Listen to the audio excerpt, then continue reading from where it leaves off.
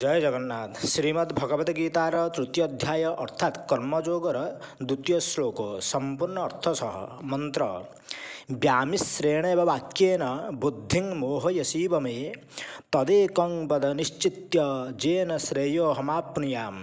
अर्थात आपण गोलिया मिशा परी लागुथिबा कथा द्वारा मोर बुद्धि को जानंतु मोहित प्राय करिदेउछन्ति। तेणु निश्चय करी गोटे कथा कहतु जहाद्वारा कि मु कल्याण प्राप्त हेबी। प्रश्न आपण गोलिया मिशा कथा कही मोर बुद्धि को जानतु मोहित प्राय करिदेउछन्ति, एही वाक्यर अभिप्राय कौन? उत्तर जो कथारे कौनसी साधना निश्चय करी स्पष्ट रूपे कुहाଯାଇ ନାହିଁ, ଯେଉଁଥିରେ ବିଭିନ୍ନ ପ୍ରକାର କଥାର ସମ୍ମିଶ୍ରଣ ହୋଇଯାଇଛି, ତାହାର ନାମ ବ୍ୟାମିଶ୍ର ଅର୍ଥାତ୍ ଗୋଳିଆ ମିଶା। ଏହାଦ୍ୱାରା ଶ୍ରୋତାଙ୍କ ବୁଦ୍ଧି କୌଣସି ଗୋଟିଏ ନିର୍ଣ୍ଣୟରେ ପହଞ୍ଚି ନ ପାରି ମୋହିତ ହୋଇଯାଏ। ଭଗବାନଙ୍କ ବକ୍ତବ୍ୟର ତାତ୍ପର୍ଯ୍ୟ ବୁଝି ନ ପାରିବାରୁ ଅର୍ଜୁନଙ୍କୁ ମଧ୍ୟ ଭଗବାନଙ୍କ କଥା ଗୋଳିଆ ମିଶା ପରି ପ୍ରତୀତ ହୋଇଥିଲା। କାରଣ ବୁଦ୍ଧିଯୋଗ ଅପେକ୍ଷା କର୍ମ ଅତ୍ୟନ୍ତ ନିକୃଷ୍ଟ। ତୁମେ ବୁଦ୍ଧିର ଆଶ୍ରୟ ଗ୍ରହଣ କର। ଏହି କଥାରୁ ଅର୍ଜୁନ ବୁଝିଥିଲେ ଯେ ଭଗବାନ ଜ୍ଞାନର ପ୍ରଶଂସା ଓ କର୍ମର ନିନ୍ଦା କରୁଛନ୍ତି ଏବଂ ତାଙ୍କୁ ଜ୍ଞାନର ଆଶ୍ରୟ ନେବାକୁ କହୁଛନ୍ତି ତଥା ବୁଦ୍ଧିଯୁକ୍ତ ପୁରୁଷ ପୁଣ୍ୟ ଓ ପାପକୁ ଇହଲୋକରେ ହିଁ ଛାଡ଼ି ଦିଅନ୍ତି। ଏହି କଥାରୁ ସେ ବୁଝିଥିଲେ ଯେ ପୁଣ୍ୟ ପାପ ରୂପୀ ସମସ୍ତ କର୍ମକୁ ସ୍ୱରୂପତଃ ତ୍ୟାଗ କରିଦେବା ଲୋକଙ୍କୁ ଭଗବାନ ବୁଦ୍ଧିଯୁକ୍ତ ବୋଲି କହୁଛନ୍ତି। ଏହାର ବିପରୀତ ତୁମର କେବଳ କର୍ମରେ ଅଧିକାର ଅଛି, ତୁମେ ଯୋଗରେ ଅବସ୍ଥିତ ହୋଇ କର୍ମ କର। ଏହି ବାକ୍ୟରୁ ଅର୍ଜୁନ ଧରି ନେଇଛନ୍ତି ଯେ ଭଗବାନ ତାଙ୍କୁ କର୍ମରେ ନିଯୁକ୍ତ କରୁଛନ୍ତି। ଏହା ବ୍ୟତୀତ ନିସ୍ତ୍ରୈଗୁଣ୍ୟ ଭବ, ଆତ୍ମମାନ ଭବ ଆଦି ବାକ୍ୟରେ କର୍ମ ତ୍ୟାଗ ଏବଂ ତସ୍ମାଦ୍ ଯୁଧ୍ୟସ୍ୱ ଭାରତ ତତୋ ଯୁଦ୍ଧାୟ ଯୁଜ୍ୟସ୍ୱ ତସ୍ମାଦ୍ ଯୋଗାୟ ଯୁଜ୍ୟସ୍ୱ ଆଦି ବାକ୍ୟକୁ ସେ କର୍ମର ପ୍ରେରଣା ବୋଲି ବୁଝିଛନ୍ତି। ଏପରି ଭାବରେ ଉପରୋକ୍ତ କଥା ଶୁଣି ତାଙ୍କ ମନରେ ପରସ୍ପର ବିରୋଧ ଭାବ ଦେଖାଦେଇଛି। ତେଣୁ ଉପରୋକ୍ତ ବାକ୍ୟରେ ସେ ଦୁଇଥର ଇବ ପଦ ପ୍ରୟୋଗ କରି ଜଣାଇ ଦେଇଛନ୍ତି, ଯଦ୍ୟପି ଆପଣ ମୋତେ ସ୍ପଷ୍ଟ ଭାବରେ ଅଲଗା ଅଲଗା ସାଧନା ବୁଝାଉଛନ୍ତି, କୌଣସି କଥା ମିଶାଇ ଗୋଳାଇ କହନ୍ତୁ ନାହିଁ ଏବଂ ଆପଣ ମୋର ପରମ ପ୍ରିୟ ଓ ମଙ୍ଗଳାକାଂକ୍ଷୀ ହୋଇଥିବାରୁ ମୋତେ ମୋହିତ ମଧ୍ୟ କରନ୍ତୁ ନାହିଁ, ବରଂ ମୋର ମୋହ ନାଶ କରିବାକୁ ହିଁ ଉପଦେଶ ଦେଉଛନ୍ତି। ତଥାପି ନିଜର ଅଜ୍ଞତା ହେତୁ ମୋତେ ଲାଗୁଛି ମୋତେ ଆପଣ ପରସ୍ପର ବିରୋଧୀ ଏବଂ ଗୋଳିଆ ମିଶା କଥା କହି ମୋ ବୁଦ୍ଧିକୁ ମୋହରେ ପକାଇ ଦେଉଛନ୍ତି।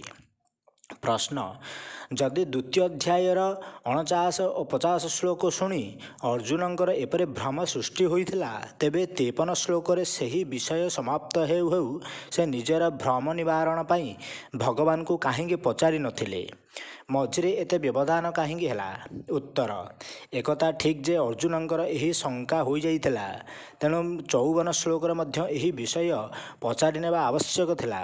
କିନ୍ତୁ 53 ଶ୍ଲୋକରେ ଯେତେବେଳେ ଭଗବାନ କହିଦେଲେ, ଯେତେବେଳେ ତୁମର ବୁଦ୍ଧି ମୋହରୂପକ ପଙ୍କକୁ ଅତିକ୍ରମ କରିଯିବ ଏବଂ ପରମାତ୍ମାଙ୍କ ସ୍ୱରୂପରେ ସ୍ଥିତ ହୋଇଯିବ, ସେତେବେଳେ ତୁମେ ପରମାତ୍ମାଙ୍କ ସଂଯୋଗ ରୂପୀ ଯୋଗ ପ୍ରାପ୍ତ ହୋଇଯିବ। ତାହା ଶୁଣି ଅର୍ଜୁନଙ୍କ ମନରେ ପରମାତ୍ମାଙ୍କୁ ପ୍ରାପ୍ତ ହୋଇଥିବା ସ୍ଥିର ବୁଦ୍ଧିଯୁକ୍ତ ପୁରୁଷଙ୍କର ଲକ୍ଷଣ ଏବଂ ଆଚରଣ ଜାଣିବାକୁ ପ୍ରବଳ ଇଚ୍ଛା ଜାଗ୍ରତ ହେଲା। ତେଣୁ ସେ ନିଜର ପ୍ରଥମ ଶଙ୍କା ମନରେ ରଖି ପ୍ରଥମେ ସ୍ଥିତପ୍ରଜ୍ଞଙ୍କ ବିଷୟରେ ପ୍ରଶ୍ନ କରିଦେଲେ ଏବଂ ତାର ଉତ୍ତର ମିଳିଯିବା ସଙ୍ଗେ ସଙ୍ଗେ ଏହି ଶଙ୍କାକୁ ଭଗବାନଙ୍କ ଆଗରେ ରଖିଦେଲେ। ଯଦି ସେ ପ୍ରଥମେ ଏକଥା ପଚାରିଥାନ୍ତେ, ତେବେ ସ୍ଥିତପ୍ରଜ୍ଞ ସମ୍ବନ୍ଧୀ କଥାଟି ଆସିବାକୁ ଏହାଠାରୁ ବି ଅଧିକ ବ୍ୟବଧାନ ପଡ଼ିଯାଇଥାନ୍ତା। ପ୍ରଶ୍ନ ନିଶ୍ଚିତ କରି ଗୋଟିଏ କଥା କୁହନ୍ତୁ ଯାହାଦ୍ୱାରା ମୁଁ କଲ୍ୟାଣ ପ୍ରାପ୍ତ ହେବି, ଏ କଥାର ତାତ୍ପର୍ଯ୍ୟ କ'ଣ? ଉତ୍ତର ଏହାଦ୍ୱାରା ଅର୍ଜୁନ କହୁଛନ୍ତି, ଏ ପର୍ଯ୍ୟନ୍ତ ଆପଣ ମୋତେ ଯେତେ ଉପଦେଶ ଦେଇଛନ୍ତି ସେଥିରେ ପରସ୍ପର ବିରୋଧୀ ଭାବ ପ୍ରତୀତ ହେବାରୁ ମୁଁ ନିଜର କର୍ତ୍ତବ୍ୟ ନିଶ୍ଚୟ କରିପାରୁନାହିଁ।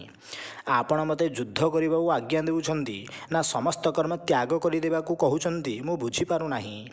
ଯଦି ଯୁଦ୍ଧ କରିବାକୁ କହୁଛନ୍ତି ତେବେ କିପରି ଯୁଦ୍ଧ କରିବାକୁ କହୁଛନ୍ତି ଓ ଯଦି କର୍ମ ତ୍ୟାଗ କରିବାକୁ କହୁଛନ୍ତି ତେବେ ତାହା ତ୍ୟାଗ କରିବା ପରେ କ'ଣ କରିବାକୁ ଆଜ୍ଞା ଦେଉଛନ୍ତି? ତେଣୁ ଆପଣ ସବୁ ପ୍ରକାରେ ବୁଝି ବିଚାରି ମୋର କର୍ତ୍ତବ୍ୟ ନିଶ୍ଚୟ କରି ଏପରି ଗୋଟିଏ ନିଶ୍ଚିତ କଥା କହିଦିଅନ୍ତୁ, ଯାହା ପାଳନ କଲେ ମୋର ନିଶ୍ଚିତ ଭାବରେ କଲ୍ୟାଣ ହେବ। ପ୍ରଶ୍ନ ଏଠାରେ ଶ୍ରେୟ ପଦର ଅର୍ଥ କଲ୍ୟାଣ ବୋଲି କହିବାର ଅଭିପ୍ରାୟ କ'ଣ?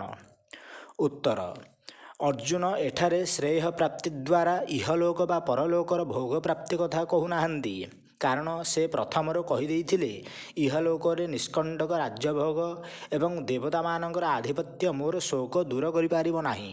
ତେଣୁ ତାଙ୍କ ଅଭିପ୍ରାୟରେ ଶ୍ରେୟ ପ୍ରାପ୍ତି ହେଉଛି ଶୋକମୋହକୁ ସର୍ବଦା ନାଶ କରି ଶାଶ୍ୱତ ଶାନ୍ତି ଓ ନିତ୍ୟାନନ୍ଦ ପ୍ରଦାନ କରୁଥିବା ନିତ୍ୟ ବସ୍ତୁର ପ୍ରାପ୍ତି। ତେଣୁ ଏଠାରେ ଶ୍ରେୟ ପଦର ଅର୍ଥ କଲ୍ୟାଣ କରାଯାଇଛି।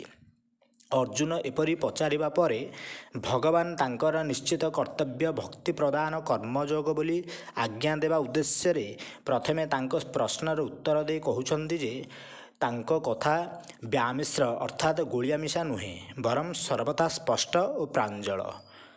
ଜୟ ଜଗନ୍ନାଥ।